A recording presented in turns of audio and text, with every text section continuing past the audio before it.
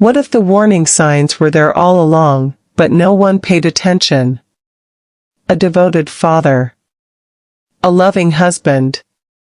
A man who seemed to have it all. But beneath the surface of his perfect life, something was terribly wrong. His wife suspected it. His neighbors whispered about it. And his friends? They saw the changes but chose to look the other way. Until one cold December morning, when everything unraveled.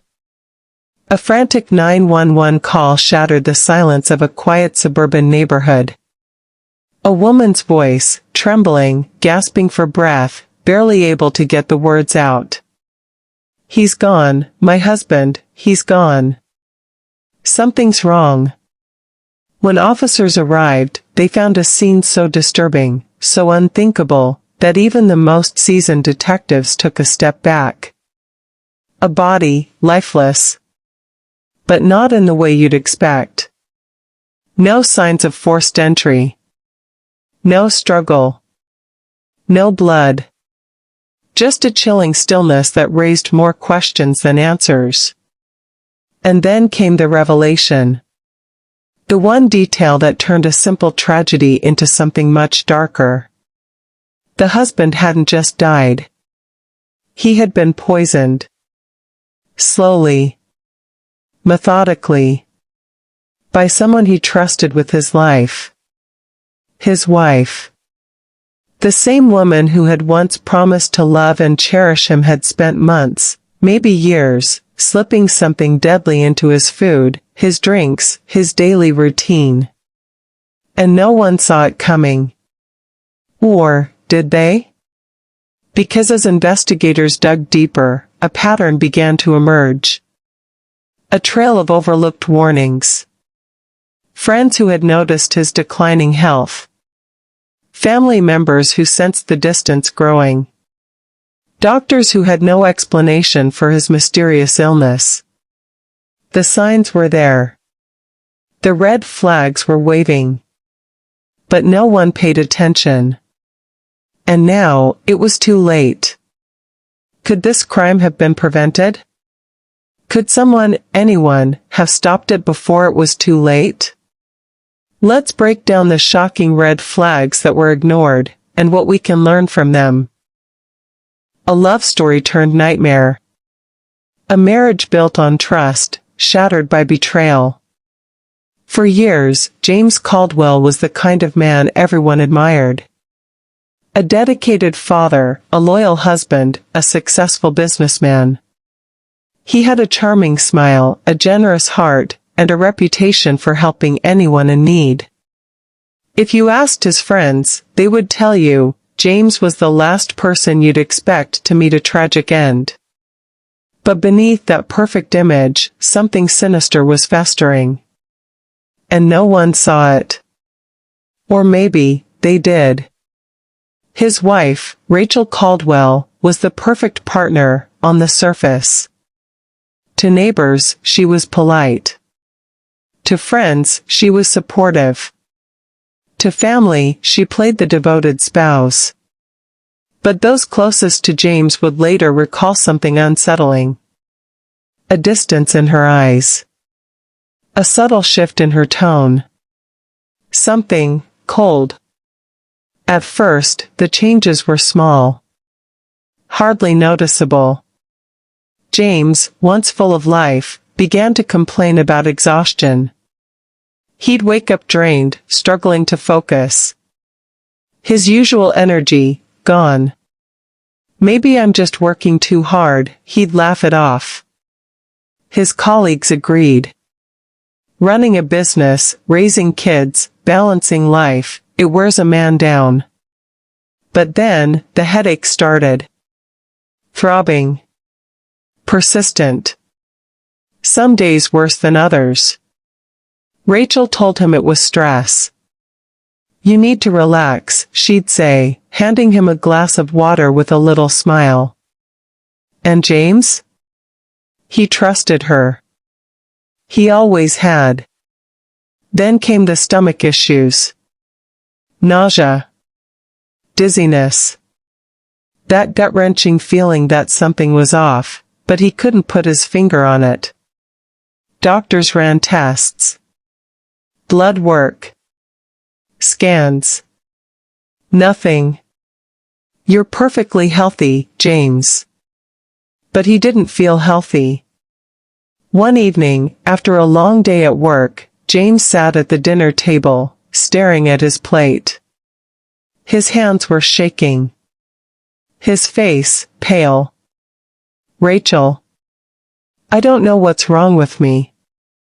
She reached across the table, taking his hand in hers. Her grip was soft. Reassuring. "You're fine, sweetheart. You just need rest." And maybe that was true. Maybe he just needed a break. But what if he had looked deeper? What if he had questioned more? Because behind that gentle voice was something much darker. Rachel had started making his morning coffee. His evening tea.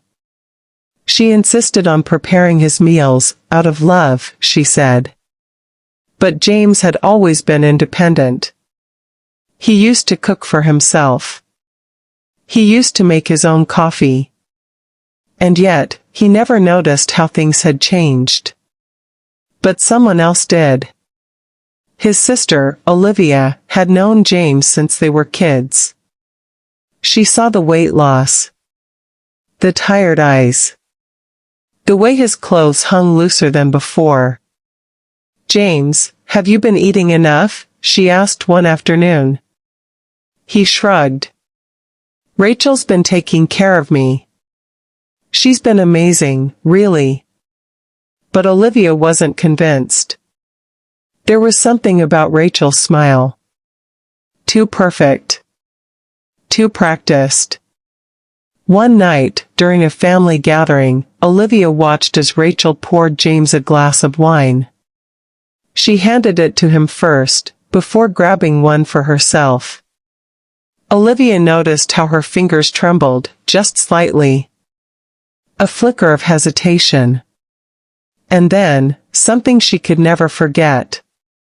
Rachel never took a sip from her own glass. It was subtle. Almost unnoticeable. But Olivia saw it. She wanted to say something. She should have said something. But she didn't. And James? He drank. As the months passed, his condition worsened. His hands trembled more. His vision blurred. Some nights, he woke up gasping for air. Yet, he never suspected the one person closest to him. And why would he? She held him when he was weak. She wiped his forehead when he burned with fever. She whispered, "I love you," as she pressed the cup to his lips. But love doesn't taste like poison. And by the time James realized the truth, his body was already shutting down. Looking back, the signs were clear. Here's what was missed. Red flags that, if recognized, could have changed everything. The truth is, warning signs don't always come in loud, dramatic moments. Sometimes, they whisper. They blend into everyday life, buried under routine, masked by affection. And that's exactly why James never saw it coming. But now, we can. Isolation, the slow separation. It started small. So subtle, it almost seemed natural. James, once a social man, started declining invitations. "I've been too tired lately. Rachel needs me at home." At first, his friends understood. But soon, it became a pattern. His sister Olivia used to call him every evening. A quick chat. A shared joke. A simple, "How was your day?" But one day, she noticed something strange. Rachel answered instead. "James is resting," she said sweetly. He's had a long day. A week passed. Then 2. And suddenly, James wasn't returning calls at all. But Olivia wasn't the only one who felt it. His colleagues at work noticed the shift too. The man who once led meetings with confidence now seemed distant. Distracted. He skipped office gatherings, ignored group chats, pulled away from conversations. Maybe he's just stressed, they thought. But stress doesn't make a man disappear. What they didn't realize was that James wasn't just pulling away, he was being pulled. Rachel was always there. The gatekeeper. Filtering messages. Answering for him.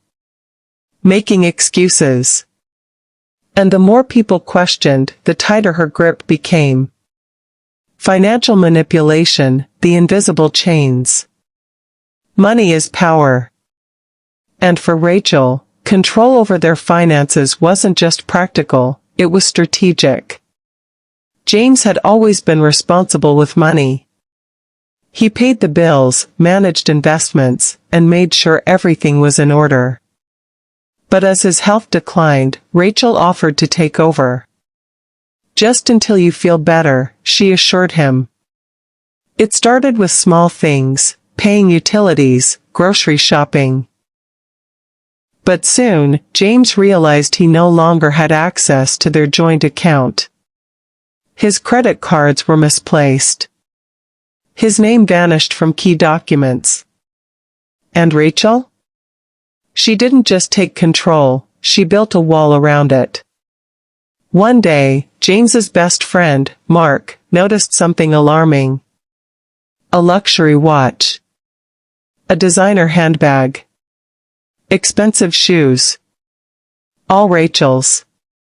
None of them fit their usual spending habits.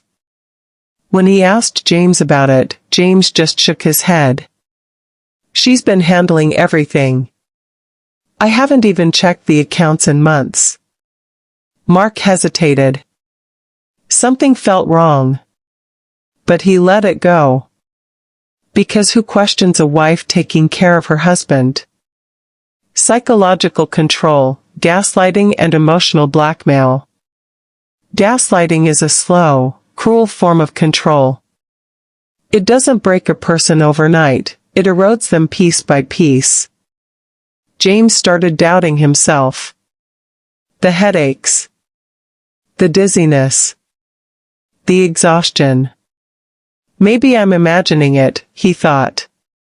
Because every time he mentioned his symptoms, Rachel had a reason. You're just stressed. You work too much. You always exaggerate things. And when he questioned why he felt worse after eating or drinking, Rachel laughed. James, you sound paranoid. Paranoid. The word stuck in his mind. Was he? Because Rachel always had an explanation. A soothing smile. A soft touch. And little by little, James began trusting her more than himself. When Olivia finally confronted him, James, you're not yourself. He snapped. You're overreacting. But that was the point. By the time he realized the truth, he had already lost trust in his own instincts. And Rachel? She had full control. Hindsight is cruel. It shows us everything we failed to see in the moment. Rachel had slipped before. A friend recalled an offhand comment she made at a dinner party. A joke, just a joke, about how life insurance pays better than a divorce. People laughed.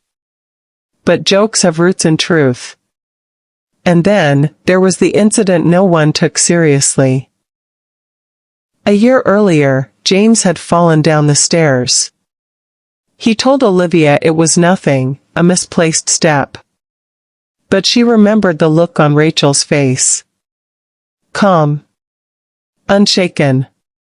And later, when Olivia mentioned it again, Rachel responded with an icy smile. Accidents happen. Yes. Accidents happen. But not like this. James had the money. The assets. The perfect alibi for why someone might want him gone. Yet, no one connected the dots. Until it was too late. This wasn't an impulsive act. It was a slow, calculated plan.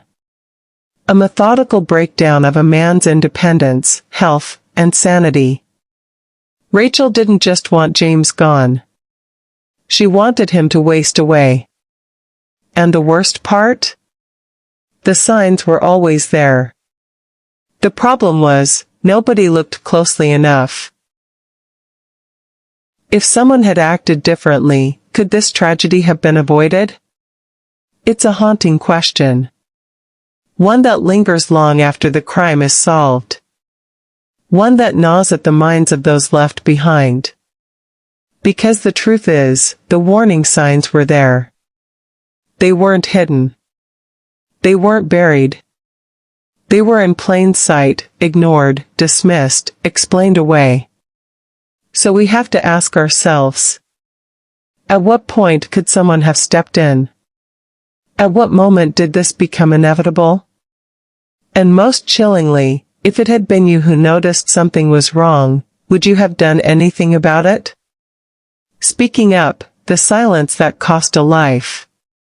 Olivia knew something was wrong. She felt it deep in her gut. She saw her brother changing, becoming distant, withdrawn, unlike himself. She asked questions. She voiced concerns. But when James pushed back, she backed off. She didn't want to upset him. She didn't want to seem paranoid. And so, she stayed silent. Mark noticed too. The strange spending habits. The way Rachel slowly took over their finances. He even asked James about it. But when James brushed it off, Mark let it go. Because it felt awkward to push harder. Because Rachel was his wife, after all. And who wants to accuse someone of something so dark, so unimaginable, without absolute proof? But that's the problem, isn't it? By the time the proof exists, it's already too late. Recognizing the tactics, the psychology of control. Rachel didn't do this overnight. She didn't walk into James's life and immediately seize control. She built it. Brick by brick. Slowly eroding his confidence. Chipping away at his independence. Making him doubt his own instincts until he trusted her reality over his own. It's a pattern seen time and time again. Gaslighting. Isolation. Financial control. Psychological warfare disguised as love. Yet, we tell ourselves that if it were happening to us, we'd see it. But James didn't. And neither did those closest to him. Until it was far too late. If just one person had recognized what was happening. If just one person had known the signs, known the pattern, maybe they could have stopped it. Seeking help, when the unthinkable becomes reality. It's easy to tell ourselves that if we ever suspected something this sinister, we'd take action. We'd tell someone. We'd do something. But here's the uncomfortable reality, most people hesitate. We second guess. We convince ourselves we're overreacting. And even when we do act, we don't always know where to turn. Olivia thought about calling law enforcement once. Just once. But what would she have said? My brother's wife is acting strange? I have a bad feeling? Would they have listened? Would they have done anything? Maybe. Maybe not. but a report on record could have made a difference. A conversation with a therapist, a domestic abuse hotline, even just telling one more person, it could have planted the seed of doubt in James's mind. It could have given him the moment of clarity he so desperately needed. Instead, the silence continued. And Rachel's plan played out exactly as she wanted. This wasn't fate. It wasn't an accident. This was a crime years in the making. And the scariest part? It could happen again. Right now, someone else is living this story. Someone else is ignoring the same warning signs. And someone else has the chance to stop it before it's too late. Now that you know the signs, could you spot a betrayal before it's too late? It's easy to believe we would. That we'd see the manipulation, the lies, the quiet destruction happening right in front of us. But history proves otherwise. The people closest to James didn't see it, not fully. Or maybe, they did, but they didn't trust themselves enough to act. And that's the terrifying part. Because for every crime that makes headlines, there are countless others that never do. Stories that unfold in homes, behind closed doors, hidden under the illusion of normalcy. Right now, someone is living through the early chapters of this same nightmare. And they don't even know it. But someone around them does. A friend. A coworker. A relative. Someone who's noticed the strange silences, the changes in behavior, the uneasy feeling in their gut that something just isn't right. Maybe that person is watching this video right now. So I ask you, what was the biggest red flag in this case? At what moment do you think someone should have stepped in? And here's an even bigger question. Have you ever seen similar warning signs in real life? Maybe it was subtle. Maybe it didn't seem like much at the time. But looking back, do you wonder if there was something more? Share your thoughts in the comments. Your perspective might be the wake-up call someone else needs to hear. And if you found this deep dive eye-opening, make sure to like this video. It helps more people see these stories, more people recognize the warning signs before it's too late. And if you haven't already, subscribe for more chilling breakdowns of real-life betrayals, because the truth is always stranger than fiction. Until next time, stay aware, stay safe, and never ignore your instincts.